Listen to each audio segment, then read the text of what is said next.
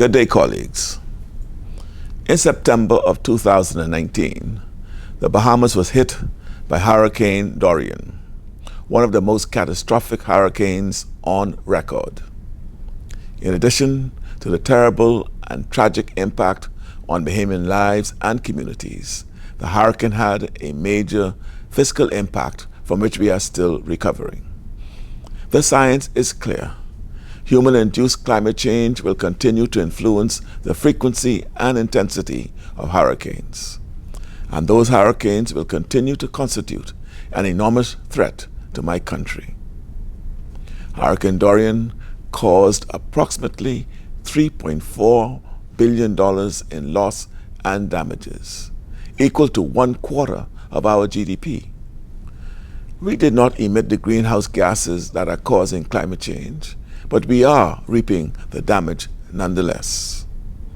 As a country, on the front line of climate change, we believe it is of the utmost importance to keep the global goal of 1.5 degrees Celsius within reach, as this is a critical threshold to ensure the survival of small island developing states and least developed countries.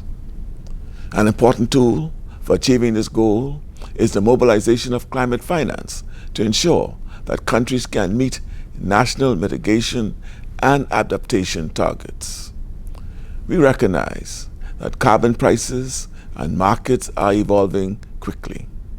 Saleable, verified emission reductions or removal credits or other carbon mitigation measures under the standards of the Paris Agreement can be a key tool for addressing the climate finance gap and a catalyst for carbon action.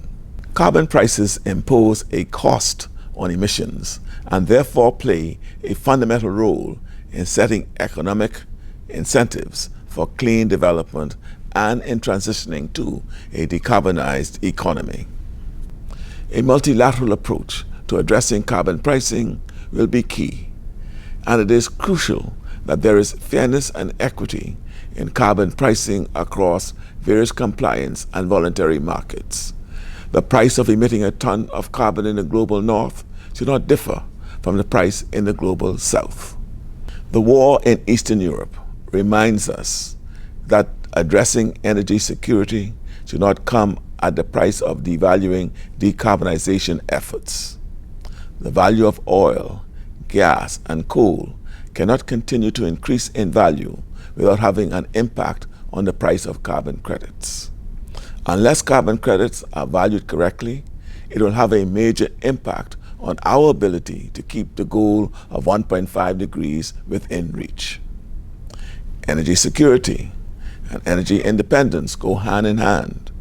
Governments, regional blocs, and other multilateral institutions must show that they are willing to use regulatory levers to limit emissions and to incentivize the use of market-based emission reduction measures, which will support national decarbonization efforts and increase the value of carbon prices. Small island developing states like mine have absorbed multiple and repeated financial shocks associated with climate change and the ongoing pandemic.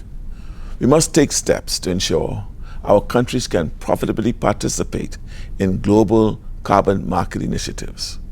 Multilateral efforts to pair our countries with countries that have had experience in placing carbon credits under the Kyoto Protocol Clean Development Mechanism and other voluntary marketplaces will be critical to our advancement in this emerging financing market. As our country prepares to table legislation that will allow our participation in the global carbon market, we are open to partnerships with other small island states and with countries who have advanced expertise in the carbon markets. The Bahamas is keen to be an innovator in this space, and we believe that partnerships will aid in sending the right price signals for carbon credits and enhanced climate action.